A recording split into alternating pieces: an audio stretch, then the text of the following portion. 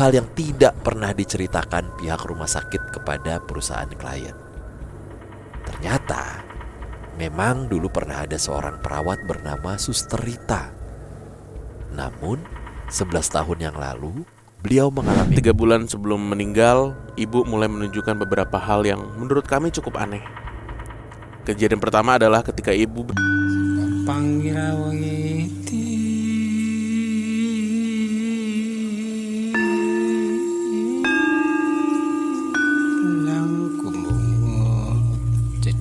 Panggawa parawanggati sajawandang kalawana bengke. Assalamualaikum warahmatullahi wabarakatuh. Shalom. Om Swastiastu. Namo Buddhaya. Salam kebajikan. Selamat datang kembali di podcast Malam Kliwon episode 718.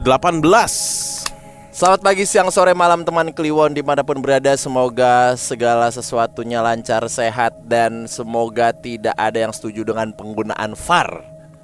Itu tadi kita tuh habis main FIFA guys. Drama lah pokoknya. Ternyata drama tidak hanya terjadi di Piala Dunia, tapi juga di pertandingan kecil seperti ini, melibatkan 4 tim. Semoga kita semua terhindar dari londo ireng ya. Oke. Piye toh londo ireng. Oke, yuk langsung aja. Langsung saja. Assalamualaikum. Halo Bang Bimo, Bang Danu, dan seluruh teman Kliwon. Perkenalkan, saya Awan, nama samaran. Kali ini saya ingin berbagi cerita yang lumayan membuat bulu kuduk saya berdiri.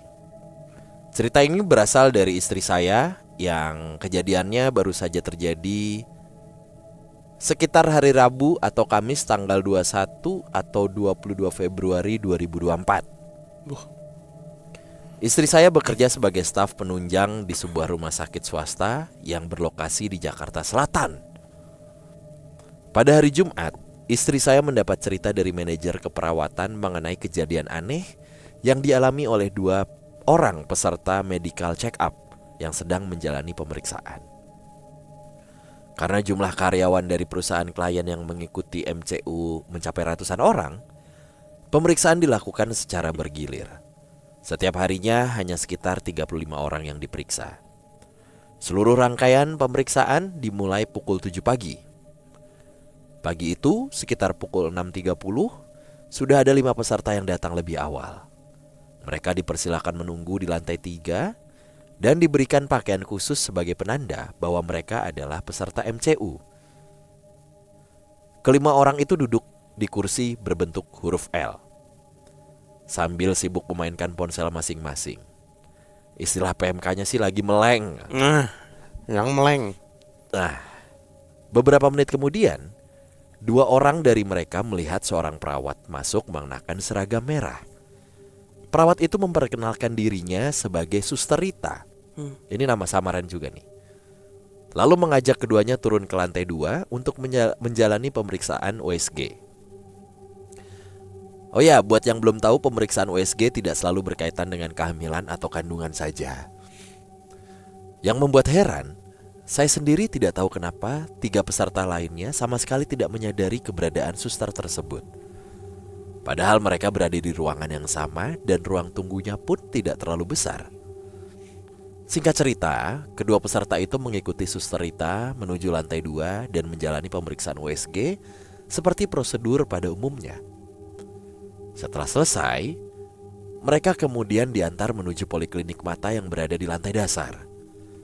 Padahal polimata baru mulai beroperasi pukul 8 pagi. Karena itu mereka hanya duduk menunggu di dalam ruang poli. Semakin siang, pasien dan karyawan rumah sakit mulai berdatangan. Kedua peserta MCU itu mulai merasa bingung karena nama mereka tidak kunjung dipanggil. Beruntung ada seorang staf rumah sakit yang menyadari bahwa mereka adalah peserta MCU karena mengenakan pakaian khusus. Staf tersebut kemudian bertanya, "Kenapa Bapak berdua ada di polimata? Program MCU perusahaan ini nggak termasuk pemeriksaan mata." Mereka pun saling berpandangan dan kebingungan. Akhirnya keduanya menceritakan bahwa mereka sebelumnya diajak oleh Suster Rita untuk menjalani pemeriksaan USG, lalu diantar ke polimata.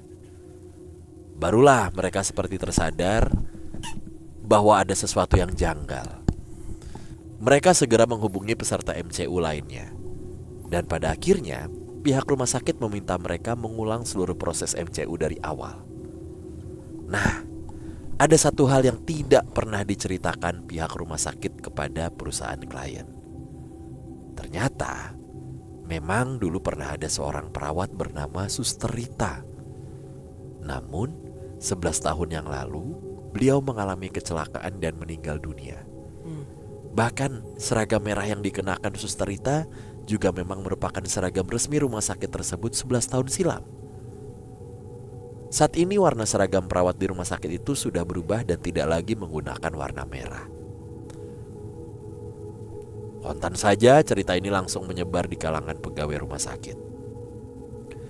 Beberapa perawat jaga, sekitar 3-4 orang, akhirnya mengaku pernah mengalami kejadian serupa beberapa tahun sebelumnya. Hanya saja cerita itu tidak pernah disebarkan ke bagian lain. Mereka bercerita bahwa ketika sedang menjalani shift malam, sekitar pukul 9 malam hingga 7 pagi, salah satu tugas mereka adalah membantu memandikan pasien rawat inap yang membutuhkan bantuan. Biasanya kegiatan itu dimulai sekitar pukul 6 pagi. Suatu pagi, salah seorang perawat masuk ke kamar pasien untuk menawarkan bantuan mandi. Namun pasien itu menjawab dengan santai, "Saya sudah mandi tadi. Tadi dimandikan sama Suster Rita yang pakai seragam merah." Pasien tersebut bahkan menunjukkan pakaian kotornya yang sudah diganti, beserta handuk yang masih basah di samping tempat tidur, sebagai bukti bahwa ia memang baru selesai mandi. Padahal, keempat perawat yang sedang bertugas memastikan bahwa belum ada satupun dari mereka yang masuk ke kamar pasien itu sebelum pukul 6 pagi. Entah apa sebenarnya maksud makhluk yang menyamar menyerupai sosok Suster Rita itu.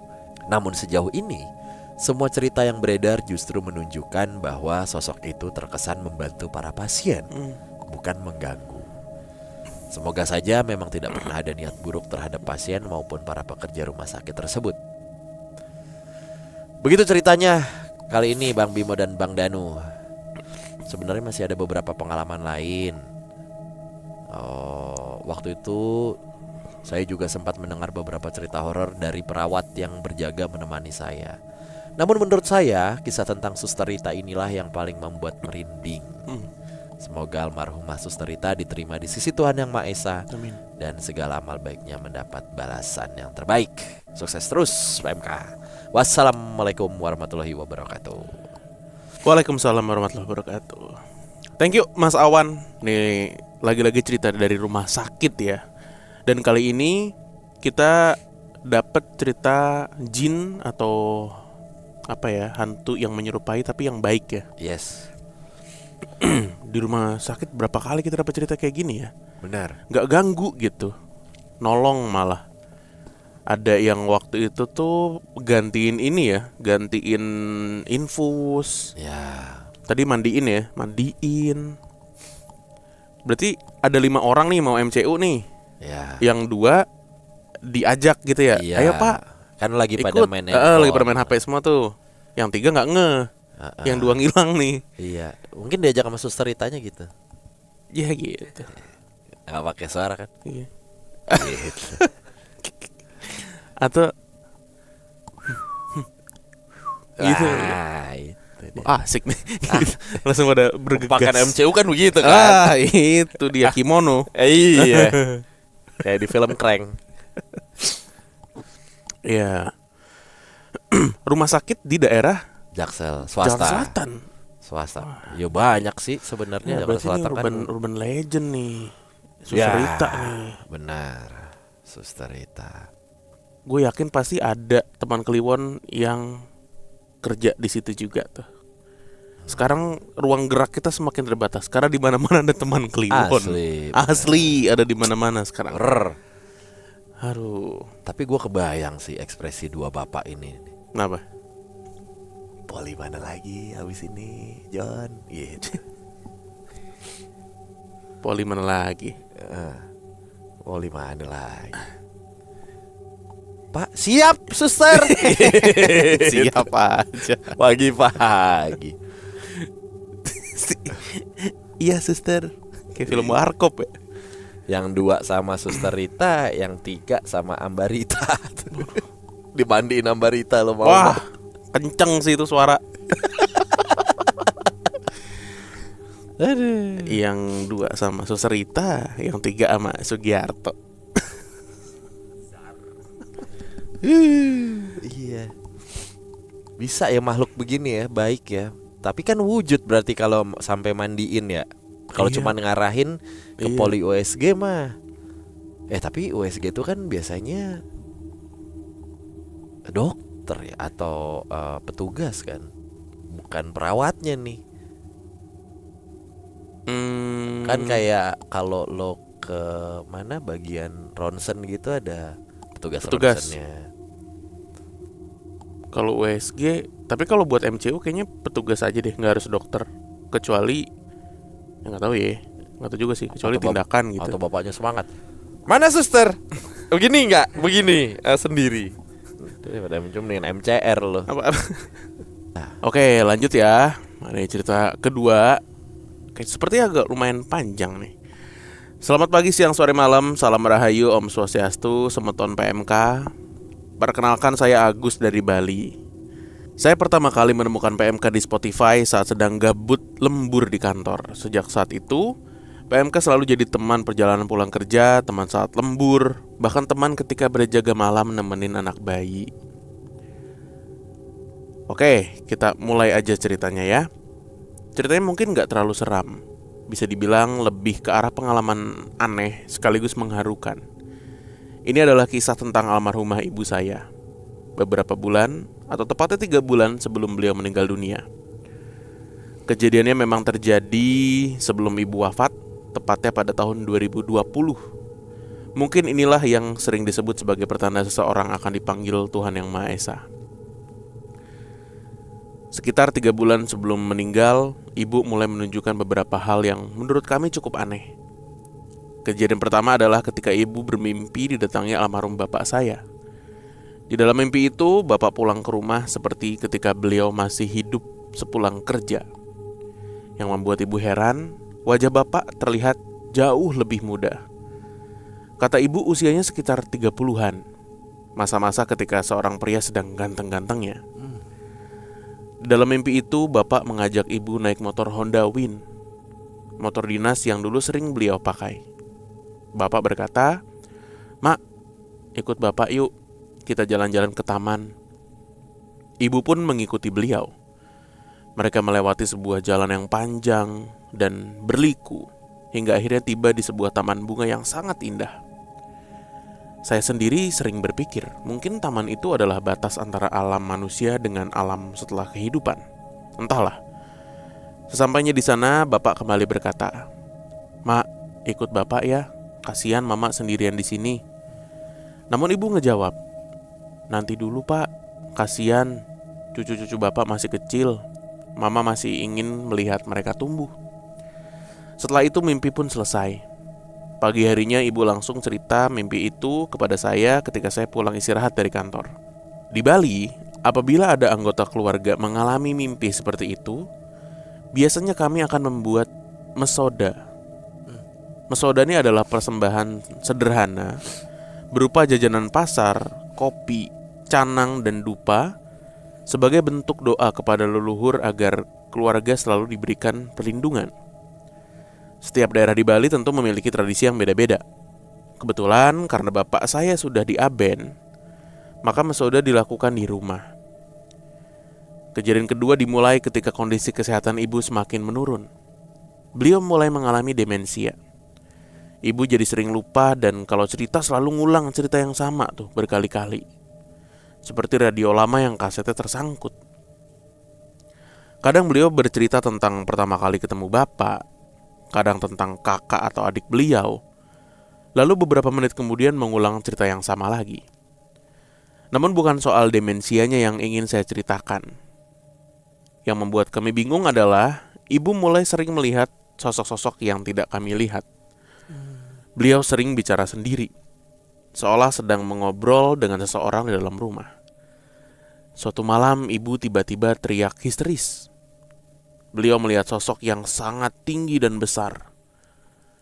Bentuknya seperti manusia, tetapi wajahnya itu seperti anjing. Menurut ibu, sosok itu berjalan mendekat sambil mengajak beliau keluar rumah. Selain sosok itu, ibu juga melihat seorang kakek berbaju putih berdiri tidak jauh darinya. Tentu saja kami semua panik. Mungkin ada yang bertanya ya, apakah rumah kami terkena kiriman? Jawabannya tidak. Sedikit informasi, di Bali hampir setiap rumah memiliki penunggu karang, yaitu tempat suci kecil yang biasanya dibungkus kain hitam putih. Kurang lebih fungsinya dipercaya sebagai penjaga rumah secara goib dari gangguan makhluk halus maupun niat buruk seseorang. Orang Bali pasti paham lah seperti apa kepercayaan ini. Saat itu adik saya langsung menghampiri ibu sambil memberikan segelas air putih. Ia bertanya, "Mama lihat apa sampai teriak begitu?" "Mama ngelihat orang tinggi berwajah seperti anjing dan ada seorang kakek berbaju putih." Adik saya hanya coba menenangkan beliau. "Udah, Mama capek, tidur dulu ya." Keesokan harinya keluarga kembali mengaturkan segihan dan canang sebagai bentuk permohonan keselamatan. Kejadian terakhir terjadi sekitar 2 minggu sebelum ibu meninggal. Entah kenapa sejak saat itu saya terus-menerus merasakan firasat yang gak enak, seolah-olah akan terjadi sesuatu. Semuanya dimulai ketika anak saya tiba-tiba sakit demam. Lalu istri saya mengalami kecelakaan ringan. Saya sendiri hampir mengalami kecelakaan. Banyak kejadian yang rasanya seperti saling berhubungan. Suatu siang saya pulang ke rumah menemui ibu. Beliau meminta makan siang disuapi oleh saya. Saya pun menyuapi beliau seperti biasa. Setelah selesai makan dan saya hendak kembali bekerja, ibu tiba-tiba berkata, "Jangan pulang dulu ya Gus, temani mama dulu." Jujur, saat mendengar kalimat itu, perasaan saya langsung campur aduk. Entah kenapa hati saya sangat merasa gak enak. Apakah memang seperti itu cara seseorang berpamitan sebelum benar-benar pergi? Malam harinya saya hanya bisa berdoa. Ya Tuhan, sekarang saya hanya punya ibu. Tolong beri saya waktu lebih lama bersama beliau. Namun ternyata kehendak Tuhan berkata lain. Keesokan harinya, ibu meninggal dunia. Saat itu bertepatan dengan malam bulan purnama. Dalam kepercayaan masyarakat Bali, ketika bulan purnama bersamaan dengan Hari Raya Kuningan, dipercaya para leluhur datang membawa berkah bagi anak cucunya. Apa yang mereka bawa di alam sana akan berubah jadi rezeki bagi keluarga yang masih hidup. Begitulah yang diajarkan kepada kami. 3 hari setelah ibu meninggal, keluarga melakukan nunas baos, yaitu bertanya kepada pemuka agama melalui seorang jero dasaran sebagai bagian dari rangkaian upacara adat. Melalui perantara tersebut, ibu hanya menyampaikan beberapa pesan. Beliau berkata, "Akur ya sama adik-adik, jangan lupa doakan mama dan bapak. Mama sayang sama kalian bertiga," katanya. Lalu beliau meminta memeluk saya. Melalui perantara itu, ibu mengusap kepala saya sambil berkata, "Maaf ya Gus." Dan Gus adalah panggilan sayang yang hanya digunakan oleh bapak dan ibu saya sejak kecil. Beliau kemudian berkata, "Kamu jaga adik-adikmu ya. Selesaikan tanggung jawabmu. Mama pergi dulu. Sudah ditunggu sama bapak." Mendengar pesan itu, saya benar-benar gak mampu menahan air mata. Sekian cerita dari saya. Semoga Bang Bimo, Bang Danu berkenan membacakannya di podcast Malam Kliwon. Mohon maaf kalau tulisannya berantakan dan panjang ya. Kalau ada kesempatan lagi, saya ingin cerita tentang pengalaman di asrama kampus salah satu bank. Mungkin ada teman-teman PMK yang pernah tinggal di sana, pasti tahu cerita-cerita yang beredar. Sedikit bocoran, konon katanya ada cerita tentang mimpi basah yang cukup terkenal di asrama tersebut. Gimana tuh? Sampai di sini dulu cerita saya. Semoga PMK semakin sukses dan seluruh tim selalu diberikan kesehatan serta rezeki yang lancar. Om, Santi Om. Suksma. Agus dari Bali nih, terkenal nih ya kan? Banyak banget ya istilah-istilahnya. Dari tadi gue baru mencari-cari nih, yang baru gue denger nih. Banyak istilah-istilah di budaya Upacara adatnya. Upacara adatnya. Nih Agus dari Bali. Kok dicari sih Pak kayak gituan? Loh kok kayak gituan? Kan rame kemarin. Iya sih. Ada beberapa hal yang ini nih menarik ya. Tapi emang demensia tuh common sih di orang-orang Ya bener. yang udah usia lanjut ya. Demensia. Dementor. Apalagi ya tadi. Nah itu tapi gimana ya? Memang beneran demensia atau memang ada faktor spiritualnya gitu? Kalau yang demensia sih common ya. Cuma kalau yang lihat makhluk atau mimpi tuh juga bisa pertanda sih firasat. Tapi kan dari cerita-cerita kita sebelum ini kan juga rangkaiannya gitu tuh. Diawali dari demensia, terus ke situ rembetannya. Jadi ngomong sendiri, jadi kayak punya teman yang bener gitu-gitu kan. Makhluk-makhluk yang dilihat tuh makin aneh-aneh. Iya gitu. Apa memang ada korelasinya? Harusnya bisa dijelasin sih secara psikiatris ya. Harusnya. Terus iya dulu kalau nenek gue tuh ini dia pas hari meninggalnya tuh nanyain jam mulu. Gue inget banget tuh Jumat siang waktu itu. Jumat siang sekitar jam 1:30-an. Gue nganterin ke IGD tuh. Nganterin ke IGD. Dia nanya terus ke gue sama nyokap gue, jam berapa dan? Oh, Udah jam 5 belum? Masih jam 1:30 nih. Oh belum jam 5 ya? Belum. Oh, udah kemana-mana itu ya? Iya gue belum, masih jam 1:30 nih. Iya. Nah dari IGD gue anterin balik ke rumah tuh, ke rumah nenek gue. Anterin balik ke rumah nenek gue sekitar jam 3:30 lah, jam 3-an. Udah ya nek, udah diobatin dokter dan lu pergi dulu ya. Nah gue pergi tuh sama Mita. Abis itu nganterin nyokap gue terus gue pergi. Nah ternyata pas di jalan gue pergi tuh sekitar jam 4:30 lewatan. Jam 5-an itu sebelum maghrib lah gue cabut. Nenek gue meninggal. Oh gitu, pas banget jam 5 itu. Ada, kalau itu kan memang ada ini ya, firasatan gitu. Kayak kakek nenek gue juga gitu. Wah besok aku mau naik mobil putih nih. Oh dia ngomong gitu? Iya, ambulan putih taunya gitu. Kayak gitu-gitu dah, ada aja. Iya pas gue ngehnya tuh besoknya gitu. Hari itu tuh nggak ngeh gitu loh, nggak nggak sadar. Besoknya tuh pas ngobrol sama nyokap gue baru. Iya ya pantesan nenek nanya terus ya, udah jam 5 belum. Ternyata ada lagi video orang pakai kacamata dikaretin jam 5. Yalah. Jam 5. Itu doi. Oh ya Allah. Kapan terakhir lo naik jembatan penyeberangan? Nah. Patah bener ini. Kapan? Udah lama gue Ya kan? Gak berani gue. Ya, lo gak berani? Karena bukan gak berani ya. Karena gue pernah dulu naik yang di UI.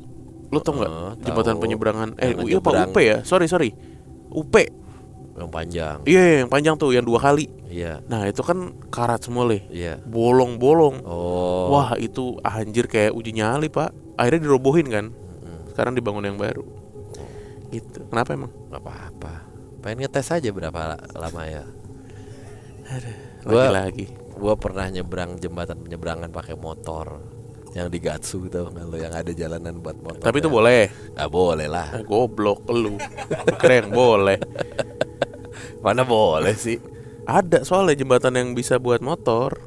Nah itu gak tahu Yang tuh di boleh tol. gak ya. Nah iya. Boleh kalau yang di tol mah boleh. Yang itu mau nyebrangin tol emang. Lah itu mah boleh emang. Ah emang iya pak. Kagak boleh setahu gua. Lah kan yang nyebrangin tol kan boleh. Emang jalur motor kan? Disabilitas.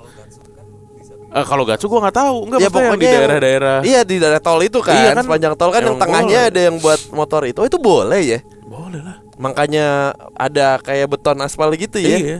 Oh, gua nggak ngelanggar peraturan berarti. Cuma yang Gatsu gue nggak tahu, gue nggak pernah lihat. Ya maksudnya yang di Gatot Subroto itu, Jalan Gatot Subroto. Kan tol jalan dalam kota kan itu, tengahnya. Coba kan. warga situ dah komen, itu motor boleh nggak sih? Kalau gue sih yang di Depok memang buat motor. Bukan jalan layang ya. Bukan tol Bukan. ini, tol Tol Juanda, kan? Juanda. Iya. Itu. Lo pernah nggak lu Rawahingki?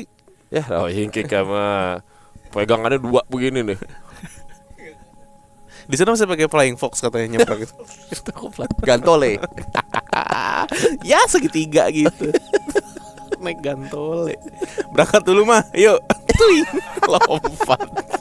Naik gantole. Oke. Iya. Terima kasih teman Kliwon yang sudah mendengarkan juga menonton. Jangan lupa masih ada merchandise nggak deh? Kalau masih ada coba cek deh Pasar Malam Kliwon. Dadah. Dah.